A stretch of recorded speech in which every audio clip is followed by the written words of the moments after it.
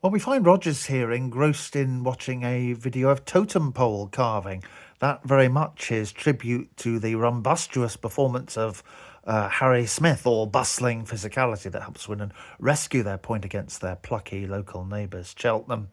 Smith winning the free kick, from which Will Wright scored the equaliser, then getting the penalty with Swindon 3-1 down that saw Tom Bradbury also sent off for his panicky shirt tug, and finally setting up Ollie Clark for the equaliser that got Swindon their point and continues their useful unbeaten home run.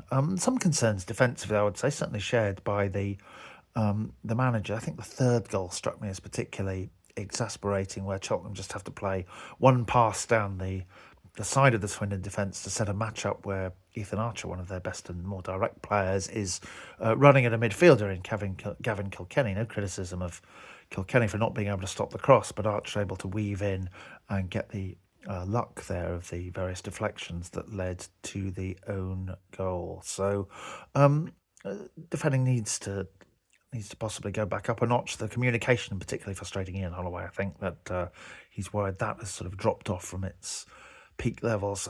As for the selection, perhaps it felt like Danny Butterworth was maybe one attacking player too much in the middle, at least in the sort of holding defensive role in the preferred 4-2-3-1 system, more effective out wide.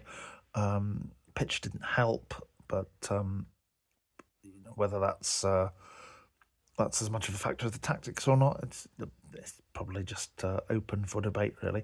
We'll give a last word on a Cheltenham player, curious enough, Jordan Thomas, who has been one of the more impressive opposing players that I've come across this season. I think they signed last January in the transfer window from Bath, of course, in National League, and who apparently Swindon were looking at when he was further down the pyramid at one point at North Lee.